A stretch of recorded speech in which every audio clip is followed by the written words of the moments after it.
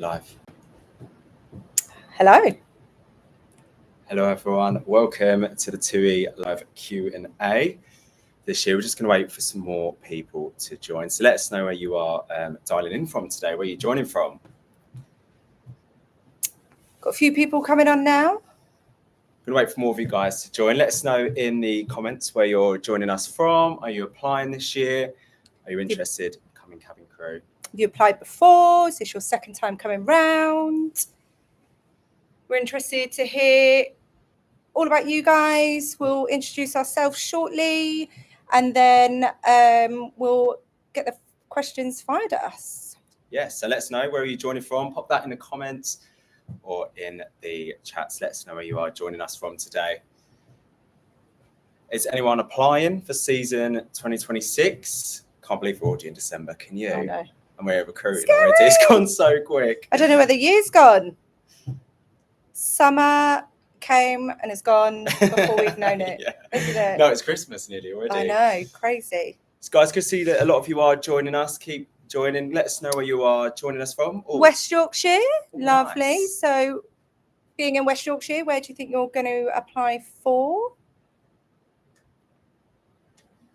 Why don't we introduce ourselves? Go on, Kelly. All right, okay. My name's Kelly. Myself and Billy are both based at Stansted. We're here for the winter. I'm normally Gatwick for the winter.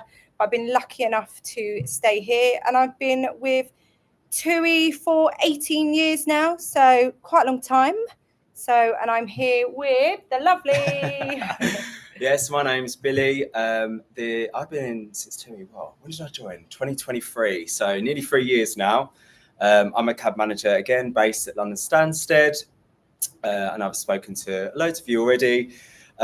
This is my second season as cab manager now, so yeah, we work quite closely. We don't really see each other much, do we? Because you're leading an aircraft. So yeah, I'm normally cabin manager in the summer. I dropped down for the winter.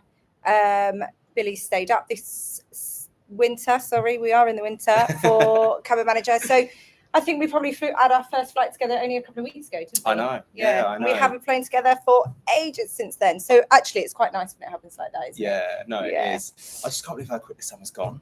I know. Now we're recruiting again. Yeah. Good to see that so many of you are joining. Keep the comments going. Oh, Norwich, lovely. I've made the online interview stage, final stage, and I'm waiting for passport.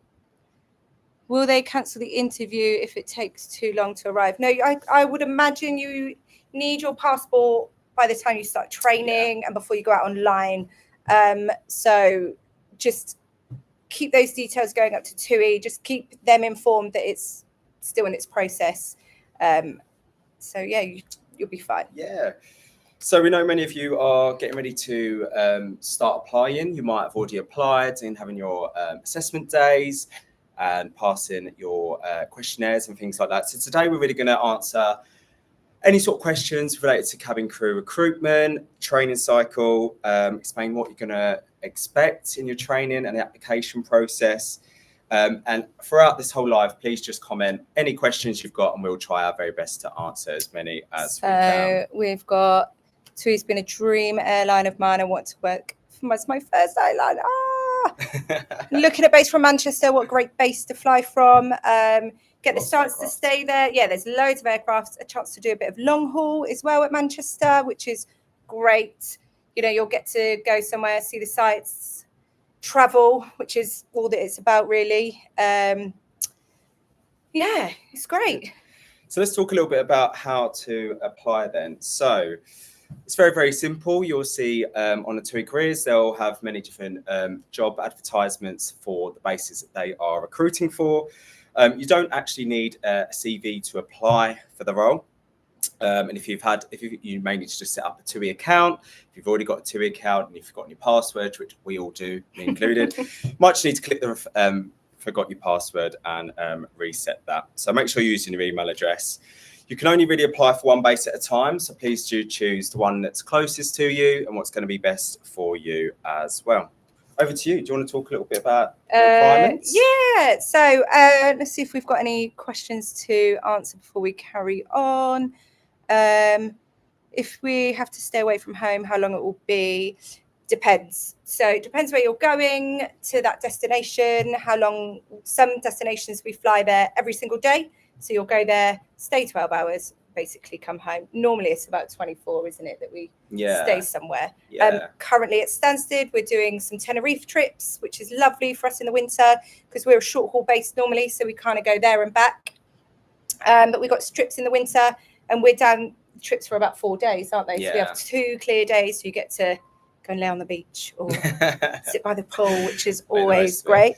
So the requirements to become a cabin crew member, you do have to be 18 and over, but that is 18 from the day you start your training. So if you're 17 now and you want to apply as long as you are 18. But I believe they're going to start the training in March, isn't it? March so as long as you're 18 by March, please feel free to apply. You must be able to reach 6'2" and be, which is 1.89 meters, barefoot. So you can't have any shoes on whilst you're doing that.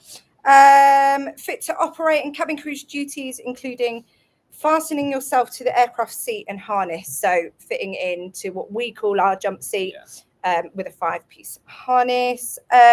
Able to swim 25 meters. And I believe you probably have to do that in your clothes. Fully clothed. Yeah. Fully clothed in a swimming pool, which actually is one of the funnest days definitely of the training process.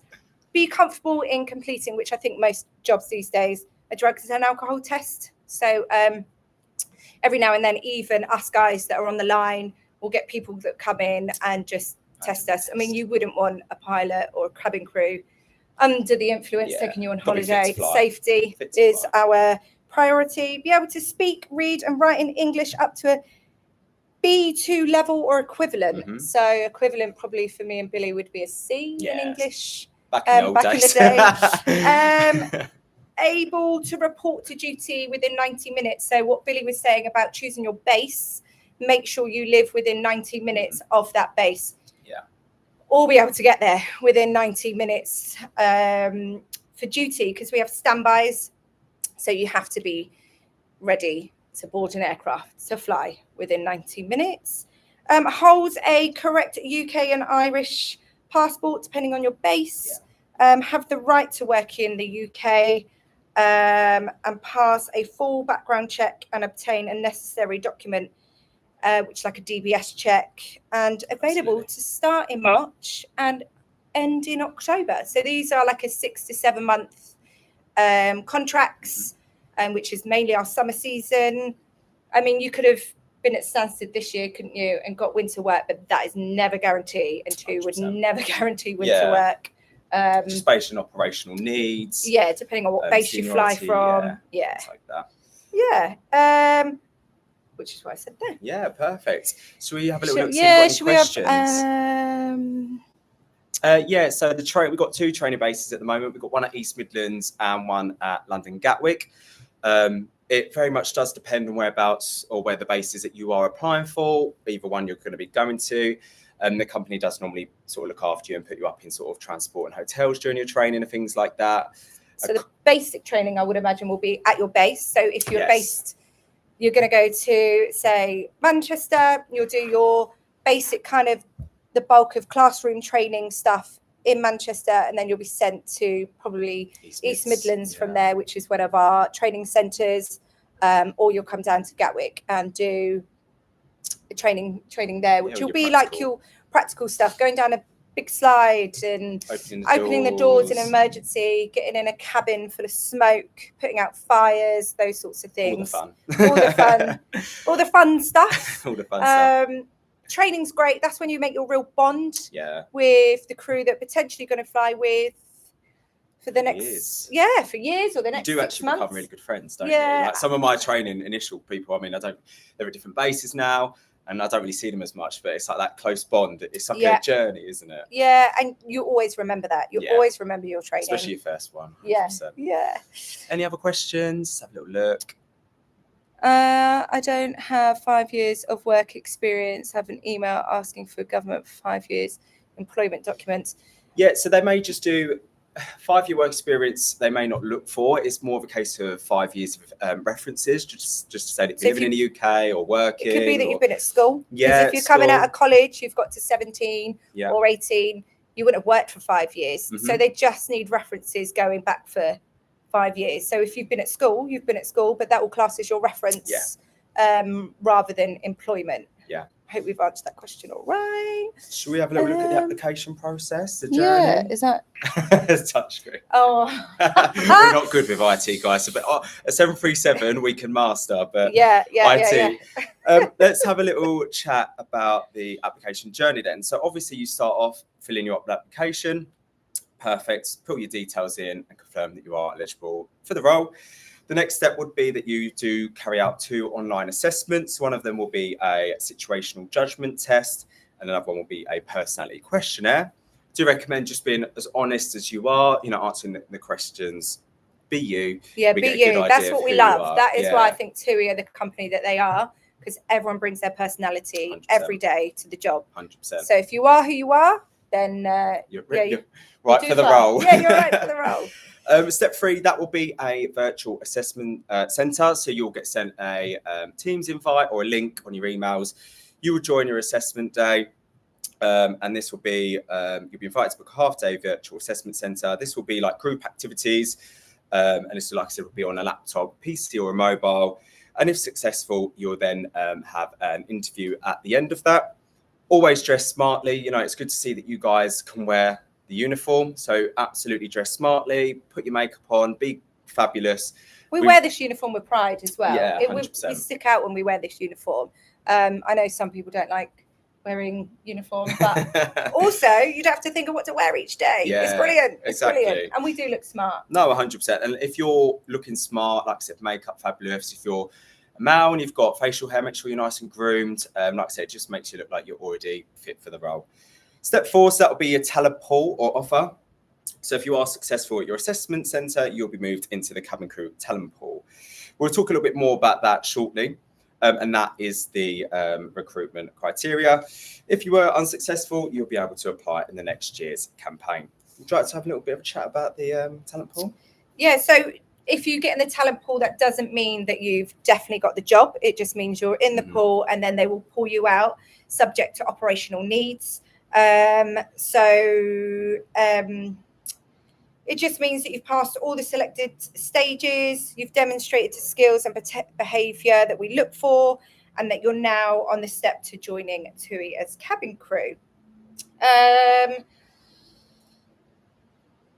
about it, really, isn't it, about the talent pool? Yeah, it just means that you're there, and we're just waiting to kind of fill in the gaps of where we need to put you guys. But it's a great place to be, though, because at least you mean you've passed everything you need to be. 100%. So you've done amazing. Nearly if there. You've got that far.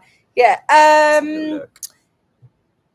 So I did see something about parking just a minute ago, but you always do get parking at the airport as your cabin crew role.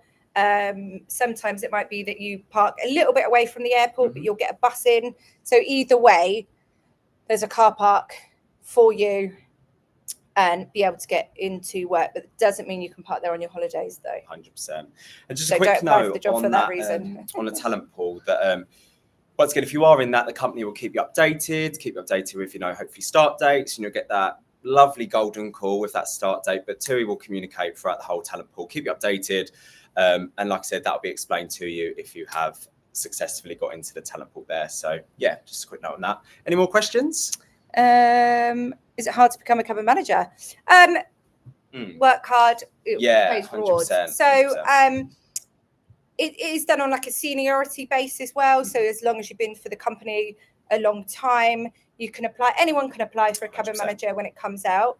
You need to make sure you don't have your sickness. You need to make sure we have these things called reviews. Yeah. So on each flight, you can ask your cabin manager for a review. They'll just talk about how you did that day. Sometimes you can get some feedback on there that you might not agree with, but it will help you in the future. Yeah, definitely. As a cabin crew has just started, you need 12 12 months to go up as a cabin manager. Yeah. But How many reviews do we need a month? Once a month. One review I always a month? used to get 2 because I used to panic and stress myself, but I would always get 2. And even now, I've been here 18 years and I still make sure that I get 1 a month, just so that I know you're on track. I'm on track. Will Stansted be open again, do you know? I think Stansted are open this year. Yeah, so they were open for applications. I believe they've closed them just because we've had a high number. But keep an eye out. Okay. On the TUI careers page, you can set up job alerts, specifically if there is specific airports that you are close to and looking at applying. So maybe set up job alerts, and if they're, like I said, operationally they need more or they need to open them up again, then you'll get the first alert and you'll know about that. Do we only hire once a year? There wasn't any roles open at Birmingham this time round. Yeah, keep an eye out. So next year, it's just the recruitment is to where we're kind of flying for that season. So we have a certain number in Gatwick, Manchester, Birmingham, Stansted, as far down as Exeter, Bristol. So it all depends on the demand for the flights, for the holidays, to how many planes that we have located at that base. So it means how many cabin crew that we need. So it might be that we haven't had many people leave at Birmingham either. So they don't need, they're fully recruited there at the moment, so they don't need anyone else. But keep an eye on when it opens. It's always about this time each year, isn't it? Once the summer season is finished, we're looking ready for the next summer season. Yeah. So always look out around October up until Christmas is when we release our application stage, and you'll be able to go through. And we do sort of generally hire according against business needs, operations. As Ken mentioned, if a base needs more crew, then we will obviously have more jobs for you. So please just set up job alerts, like I said, on the careers page. And if we are reopening any bases, you'll be the first to know, because you'll get the alert straight away. Standbys, home at the airport, both. Both, yeah. So we have an airport standby.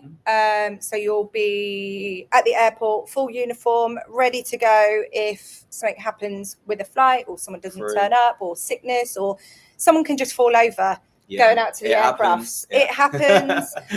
So you're ready to go. And then home standbys, you'll be at home. I mean, I don't live very far from Stansted, so I can stay in bed sometimes. There's other people that have to get up and get their uniform ready because they live within those 90 minutes of the airport.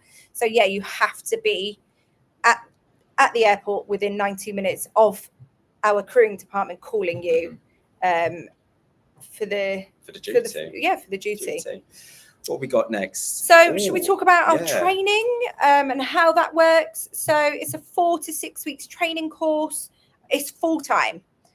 So it can be that it starts on a Saturday, all the way through. You will get days off within that, but it is a full-time training course, and it includes early starts, late finishes.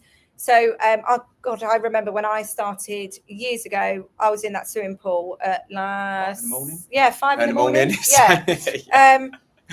Which get used to that, because some of our flights check in at 4:30 in the morning. Some of them land at 6 in the morning. So, you don't never have a body clock, I don't think. Especially not in the summer, because like I said, you do have early starts, late finishes. It's a mix of theory, practical sessions and exams. So the exams are tough. They are tough, but they need to be. You are of a high standard. Your safety on board an aircraft at the end of the day. So we need everyone to go out online to be at the highest standard. And we don't expect anything less than that. So but there are trainers there. They are to train you and get you through the course. 100%. Do all your theory at home and do all your revision. We expect you to do some of your stuff in your spare time as well, like revision and prepare yourself for your exams and things like that. SWAT up on all your knowledge, and it benefits you at the end of the day to be able to get online. You can fail your training. Yeah, you can, and it's rare, tough. But you put the hard work in, 100%. And you will reap the rewards. I remember with my training, I think my course was shorter, so they've actually extended it a little bit now, so it's a little bit less pressure. But I didn't leave the house for a month because, like I said, you're doing classwork, you do theory homework before then to go into the class, and you have an exam the next following morning. So it is intense. I mean, don't get me wrong, it's a little bit less intense now than what it was. But like, my honest and best tip for you, if you are going to apply, just give it your all for that 6 weeks, because I promise you, you'll be so glad you've done that. Should we take it from the next bit of the training? So, as we've sort of briefly touched on, the training will include all different elements. Touching on some of those will be first aid, aviation safety, and obviously emergency procedures, evacuation techniques, fire safety, obviously customer service, which is my favourite, aircraft specific equipment, obviously depending on what aircraft you're going to be flying on. It could be a 737 or it could be a 78. And obviously uniform standards and professional behaviour on board. So to begin your training, you must complete at your own costs. It will be a DBS check or a guards and vetting check, a cabin crew medical report. So you'll have local sort of smaller companies that work with the aviation industry that can provide you with a full medical. You do cover the cost of that, but once you've got that, that will last for 5 years. And any required overseas criminal reference checks if you have obviously previously lived abroad. And you'll also need to complete a full 5-year referencing check. So this will be employment dates. So as Kelly mentioned before, if you're leaving college, this might be going back to sort of school, and references from teachers, but they need a consecutive 5-year reference check on that. We've had a couple of questions here. So one of them was, can I apply if I'm not a UK or Irish citizen? So you must have the right to work and live in the UK or Ireland if applying for Dublin. Another one that comes up a lot, doesn't it? What happens if I've booked a holiday for next year and you're looking to join? Unfortunately, during the first season, your initial season, we can't guarantee any holiday or specific date, should I say. Normally, your holiday is allocated in your first season. And then if you're successful and you're invited back, you would then have the choice to book holiday for the next year. Bit of a bummer, isn't it, really? But it's so worth it. Yeah, it is. But sometimes you could just get those dates and it work out for you. But yeah, unfortunately, that is probably one of the downsides. But it's worth it. Yeah. I mean, I did it. I had all these questions. I was sat behind the screen, 3 years ago, watching one of these live streams, and I had all these questions. But now I'm just like, it's the best thing I've done. I'm so glad. All these worries that people and I've been here 18 years, so it's the best company to work for. Absolutely love TUI. You can grow within the company as well. 100%. Crew members to cabin managers. You can go and do a bit of training, a bit of recruitment. It's in the office. Yeah, you can kind of change it up a little bit as well, but still have your wings and still fly. Do you prefer long haul or short haul? I like a mixture of both. However, I've got 2 young children now. I still work full time and I've got 2 children. So you can do this job and you can make it work for you. How do you manage? It's good for people to know. I don't have any close family nearby, but we do get help from family. My children, bless them, they go into childcare, and I've got a very good husband at home that helps me out as much as they can. But you can then drop down, can't you, to part-time, 75%. So if you're within the company, if you stay, if you're committed and you love TUI, I've got 2 kids and I'm still here working a full-time job. And we get a lot of time off. Yeah, we do. We work strange hours. We work long hours. So, and it's hard work, but we do get some good downtime. Yeah, you do. And the rosters, that's a good point, actually. Think about the rosters are very sort of mixtured. It's not some businesses are 4 days on, 4 days off. It's nothing like that. It's completely random. And like I said, you do generally have quite a bit of free time, I think. I speak for myself, especially for a full-time role, and I'm working, 12 to 14 days a month. Yeah. That's quite a busy rest for me. Yeah. So like I said, you do get lots and lots of time off. But prefer to long haul, short haul. I did like long haul, but now I like short haul because I've got 2 children. So I like to go somewhere, come back and be at home. But that's because my home life's completely different.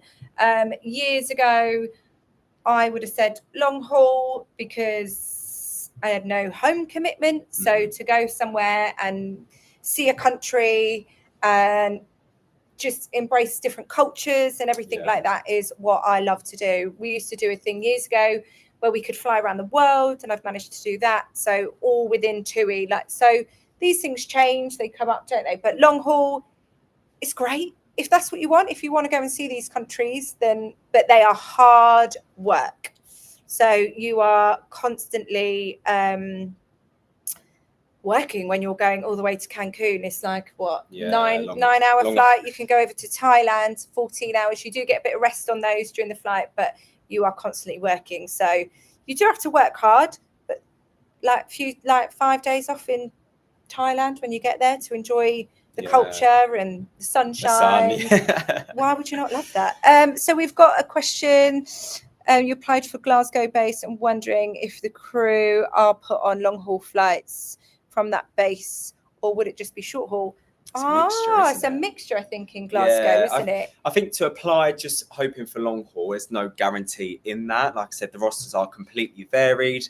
It depends on how like your working hours a month and things like that. So if you are more confident that that is something you're looking for, don't get me wrong, at Stansted, we're mostly short haul. So the likelihood of getting long haul is pretty nil. But Glasgow, they obviously do, obviously, like I say, have a long haul route. So you never know. It's all look at it as a reward. But like we say, we hire accordingly to the business needs. So if they put on more flights going out of Glasgow, long haul flights, because you need more crew on our big Boeing 787 Dreamliner flights. There's anything from 8 to 9 crew on there. Then we'll need to recruit that base for a bigger high demand. So Well, I think we've got about a couple more minutes left. Got 3 more minutes left. So any questions, please just pop them in the chat. Let's answer a few more. What we got here? So the training centres, I know we touched on it briefly before. They're mostly done at either East Midlands or London Gatwick. Depending on what airport or base you're applying for, the company will sort of put on transport and facilitate and look after you during your training. It's mostly your practical elements that are done at the training centres, a lot more your theory based. And your knowledge is done at sort of home base. Any other questions? What's your favourite thing about flying with TUI? That's a good question. Us, the crew. Yeah. The crew, we all get on like we said earlier, didn't we, Billy? We haven't seen each other for ages, and we're getting on like a house on fire today. You don't see anyone all the time, and then you could do a few. You could be kind of like the same flight pattern, Stuck can't with you? them, can't you? And you've got to remember you're in a small space with people, so you've got to learn to get on with people. 100%. And the ways of working as well. Yeah, but I think crew have just got the same personality. We're all the same. We do the job because we want to do the job, and we love flying, and we love taking people on their holidays. Like, I love talking to all passengers. I'm also really nosy. So, and you'll be surprised when passengers get on and they just tell you their life story. But I love it. Like that gives me a little buzz. And I think it's the company. I think this company is so inclusive. They really do look after us. Absolutely. So the people and the company. I think we've got another question here. I have cabin crew uniform that I wear for college. Should I wear this for my online interview? You haven't necessarily got to wear that. However, my best tip for you guys that are looking to apply is just make sure you look smart. Like I said before, if you've got facial hair, make sure you're nice and groomed. I would always wear something nice and smart. It just makes you look like you suit the role already. If you take pride in your appearance, you take pride at work, basically. So you have to wear this uniform. So if you don't like wearing a uniform, it's maybe not the job for you. So by all means, wear that cabin crew uniform to your interview stage. But as long as you are smartly dressed, well presented, well groomed, well cleaned, nothing worse than coming to an interview with a big stain down your shirt. Or late. In aviation, if you're on time, you're late. So always be early. And like I said, this really does show that you can Get early for your report times when you are crew. But no, yeah. And another good tip as well is if you are going to sort of work and you're thinking about applying for a base, just maybe look up how you're going to get to work, how long it's going to take you, especially with the 90-minute sort of rule. Because if you're a crew, you want to make sure that you can be able to get to your duty on time. Well, thank you so much for joining. Have you had fun? Yes. It's been fun. It's been so good to answer all your questions. It's been good. If you are ready to take the next step, please do apply on our careers website. Like I said, if any of the bases are not recruiting right now, just maybe pop up and sign up for a job alert, then you'll be first to know. If you have applied, brilliant. You're nearly there. Just keep an eye on your emails, including your spam folders, and just make sure you're looking out for updates from cabincrew.careers@tui.uk or no reply at tuipeople.com. Well, it's been fun. This is our first live, so I think we smashed that. We were nervous. We won't lie, we're nervous. But like we said, we can talk to anyone. Yeah. So that's why we love the job. But if you don't get successful this year, apply next year. Looking keen as well is always important. A good trait. Yeah, absolutely. We absolutely love to see you guys. Yeah. We love new faces. We get bored of the old ones. We do. Well, you might see us. Yeah. If you come to Stansted. Yeah, you will. Well, hopefully. So we wish you all the very, very best of luck. We hope that we will see you on board soon. Thanks for all your questions today. And any questions, please, like I said, contact TUI and keep an eye on any job alerts. Well, thank you. Thank you. See you soon. Bye.